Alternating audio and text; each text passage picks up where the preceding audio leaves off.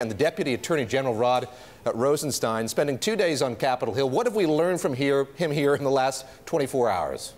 Well, we learned a number of things, among them that he knew that FBI Director Comey was going to be fired before he wrote his infamous memo on his performance during the election. And we know that he has given his special counsel a wide berth to go wherever his investigation is going to go. Megan, let me ask you how his esteem, his regard has shifted over the last week or so. He was a darling, dare I say, of the White House last week. That has changed somewhat.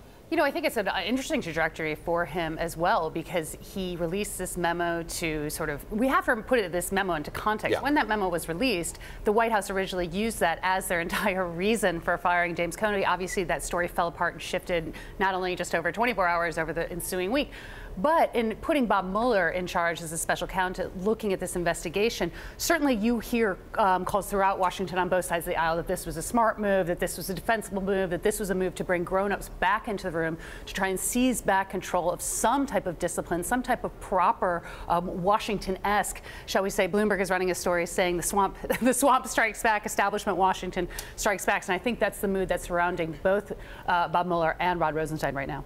Bill Faries, let me ask you about this trip that the president is about to take. What kind of groundwork has been laid forward here? What's the White House hoping to achieve out of this 9-day trip overseas? Well, it's a 9-day trip. He's hitting Saudi Arabia, Israel, Italy, and Belgium. And a couple key things he's looking for. You know, he's going to build more of a partnership with Saudi Arabia. We know there's going to be a big arms deal signed. Some of that was underway under the previous administration, but some of that is new. I think the Saudis in particular are looking for more support from the U.S. pushing back against Iran. When the president goes to meet with NATO allies, he's going to be looking for a commitment from European partners that they're going to spend more on defense. He wants to see them putting 2% of their GDP into defense spending to kind of ease the burden, he says, from the U.S. role in NATO.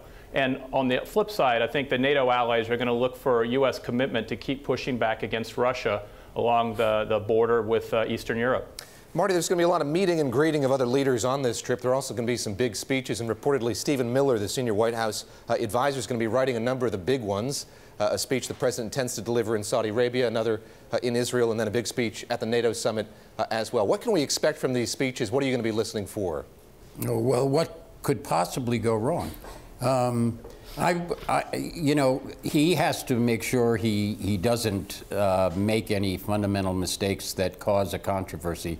He's over there to establish his presidential credentials, to get away from the cacophony of Washington daily news coverage, and to basically change the narrative and make people more comfortable with him as president than they've shown in the last 100 days. Megan, how prepared is the president for this trip, for what Marty's describing there, being outside of Washington, not sleeping in his own bed, something he doesn't like to do? You know, what could go wrong, Marty asks? Well, Give us a sense there of what could, go wrong. This trip is fraught with peril for a couple of reasons. One is some of those big key point speeches you're referring to, the one in Riyadh in particular in front of Arab leaders, where he's expected to make a big statement on Islam, on moderate Islam, on the place it holds, on the fight against radical terrorism, that he's been such a huge, has been such a huge issue for him and for his base. To be able to strike the right notes on that is a really fine line to watch. I think that if we're looking at possible catastrophes, particularly with Stephen Miller on board with the speech writing, someone who's known for sort of his far-right tendencies and the appeals he's made, that is one of them, certainly. But the other thing is a much softer side of this. These trips are long. They're hectic. They're intense. He's got a lot of junior staffers with him. He's got people who don't have the experience of planning these kind of trips, the intricate protocol. We've already seen this as an administration that really doesn't care about established protocol, established photo ops. The slightest little things will be being looked at by foreign leaders for how his presidency is, who's in favor, who's not in favor, whether or not they have the mechanisms in place, the discipline in place, and frankly, the stamina in place for this kind of trip. It's going to be very interesting. 9 days off the golf course, away from Trump properties. That's the first time we'll have seen that during his presidency. Bill Faries, let me ask you a little bit more about the groundwork that's been laid here. Let me ask you about who's laid that groundwork. When you look at foreign policy in this administration, with this trip in particular, is this the job of Secretary of State Rex Tillerson, or is this Jared Kushner's responsibility? He has such a broad brief, a thick portfolio. A lot of these countries are a part of that. Yeah, it's hard to keep up with everything that's in Jared Kushner's portfolio these days. Normally, the State Department would be very heavily involved in a big trip like this, in conjunction with the White House. The fact of the matter is, and we've been saying it for months, there are not a lot of top officials, appointed officials around Secretary of State Rex Tillerson. And even when you look at U.S. embassies where the president, in the countries the president will be visiting, he does not have his own picks in place there. I think if you look at ambassadors confirmed so far in this administration, you have an ambassador, I think you have the ambassador to Israel, you have the ambassador to the United Nations, you've had other people nominated but not had their names sent to the Senate. So it's a very thin bench of people who are in position to help this. You do have career people. They have an important role to play, but they're not really privy to the inner thoughts of the White House and what the president's goals are here. Marty, what do you expect will happen in Washington next week? You and I were talking earlier in the week about the prospects for a bit of James Comey testimony while the president is away. You thinking that's likely to happen?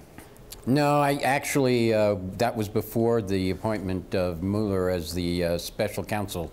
I think that Jim Comey and Mueller, who have a long history together, are probably going to have a conversation. And I would suspect that Mueller will say, look, you talk to me before you talk to anybody else. So I would suspect Jim Comey will lay low next week. We have the Trump budget hitting the Hill on Tuesday. It's probably dead on arrival, but that'll create some headlines and some news next week. Megan, last question to you.